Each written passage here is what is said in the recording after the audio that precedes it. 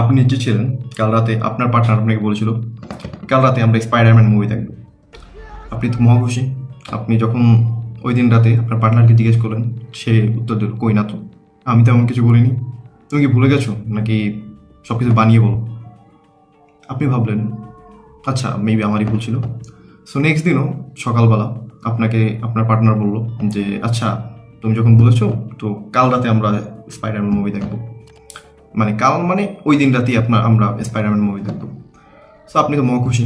তখন আপনি যখন রাতে আবার জিজ্ঞেস করলেন, সে বলল কই না তো, আমি তো এমন কিছু বলিনি। সো আপনি একটু থামলেন এবং ভাবলেন সে কি আমার সাথে মজা করছে, নাকি সে ভুলে গেছে, নাকি আমিই ভুলে গেছি।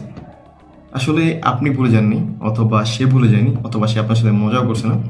সে একটা টেকনিক ইউজ করছে, যাকে সাইকোলজির ভাষায় বলা হয় গ্যাস লাইটিং। এবং বাংলা ভাষায় আমরা এটাকে অনেক ধরনের নামে বলে থাকি, বাট সাইকোলজির ভাষায় আমরা এটাকে বলি গ্যাস লাইটিং। তো আজকের ভিডিওতে আমরা জানবো গ্যাস লাইটিং কী, কীভাবে কাজ করে, এবং আপনি কিভাবে এর থেকে বাঁচবেন। ধরুন মিতুর কথা। মিতু আর তার পার্টনার 3 বছর ধরে একসাথে আছে। তাদের সবকিছু প্রথম পারফেক্টলি যাচ্ছিল, কিন্তু হঠাৎ মিতুর পার্টনার তাকে বলতে লাগলো, যখন মিতু তাকে ছোট ছোট বিষয়ে একটু কেয়ার করার ট্রাই করতো, তিনি বলতে লাগলো যে আরে তুমি সব কিছুতে বেশি রিয়াক্ট করো, তুমি অতিরিক্ত সেন্সিটিভ, আসলে এমন কিছুই হয়নি।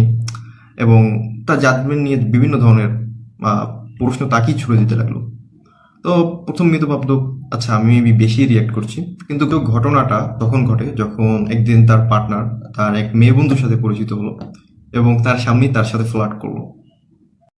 কিন্তু যখন মিতু এই জিনিসটা নিয়ে তার পার্টনারের সাথে তর্কে জড়ালো, তখন তার পার্টনার বলল, আরে তুমি এত ছোট জিনিসের জন্য আমার সাথে এমন করছো?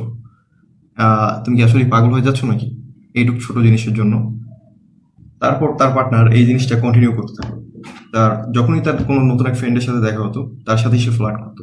যখনই মিতু তার সাথে এই বিষয় নিয়ে বলতো, সে বলতো, আরে তুমি কি আমার সাথে ঝগড়া করার ট্রাই করছো, অথবা তুমি কি অতিরিক্ত রিয়েক্ট করছো নাকি?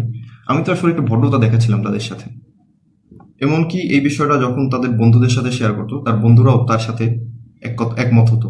তো পরে যখন তার পার্টনার এই জিনিসটা শুনতো, তার বন্ধু এই বলছে বা ওই বলছে, তার পার্টনার বলতো, আরে ওরা তোমাকে ভুল বোঝাচ্ছে, আমি সত্যি, আমি তোমাকে আসলে খেয়াল রাখি, এরকমটাই। এবং এর ফলে কি হলো, মৃত্যুটা জাজমেন্টের উপর থেকে বিশ্বাস হারিয়ে ফেললো। এটাই হচ্ছে গ্যাস লাইটিং এর সবথেকে ভয়ঙ্কর জায়গা, যখন একজন মানুষ তার জাজমেন্টের উপর থেকে বিশ্বাস হারিয়ে ফেলে। এর কিছু কমন প্যাটার্ন আছে যেটা কুপার তার বইতে ব্যাখ্যা করছেন। তো প্রথমত হচ্ছে আপনার দোষ ঘুরিয়ে বলা। ধরেন দোষটা আমার, সে বলবে যে আরে তুমি তো আমাকে এটা করতে বাধ্য করলে। তারপর আরেকটা প্যাটার্ন আছে, সে মিনিমাইজ করবে, বলবে আরে এটা কোনো বড় ব্যাপার না, এটা জাস্ট ওয়ান টুর ব্যাপার। সো আরেকটা প্যাটার্ন আছে, সেটা হচ্ছে সে আপনাকে বলবে আরে তুমি তো ওভার রিয়েক্ট করছো, এবং আপনাকে আইসোলেশনের মাধ্যমে, যে আপনি যাদের সাথে কথা বলেন, লাইক আপনার ফ্রেন্ডসদের কাছে যদি জিজ্ঞেস করছেন আরে ও কি আসলে এটা ঠিক করছে নাকি, আপনার ফ্রেন্ডসদের সাথে সে আপনার কথাটা বলা বন্ধ করে দেবে, বলবে আরে ওরা তোমার মিথ্যা কথা বলে, বা এই কথাগুলো আসলে ঠিক না। কুপার বলেন এই টেকনিকটা কার্যকর হয় কারণ এটি একবারে হয় না, এটি হয় ধীরে ধীরে, আস্তে আস্তে।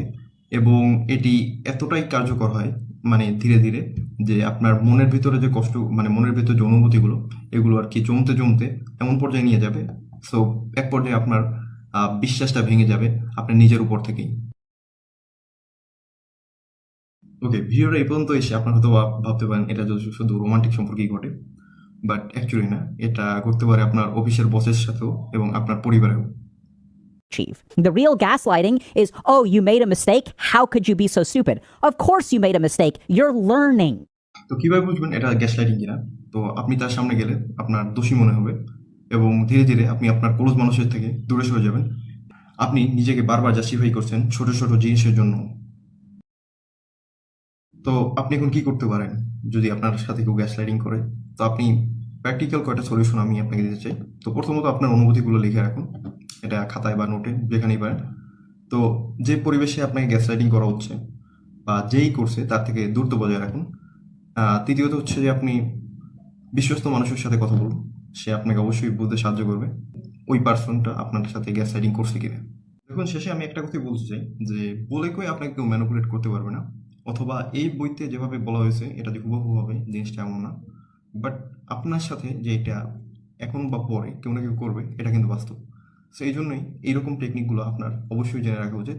এজন্য আপনার উইলিয়াম কুপারের এই ডার্ক আর্ট অ্যান্ড ম্যানিপুলেশন বইটা আপনার অবশ্যই পড়া উচিত। আপনারা চাইলে চ্যানেলটা সাবস্ক্রাইব করে রাখতে পারেন নেক্সট ভিডিওর জন্য। আশা করি এরকম কিছু ইন্টারেস্টিং টপিক আপনাদের সাথে আমি প্রেজেন্ট করার ট্রাই করবো।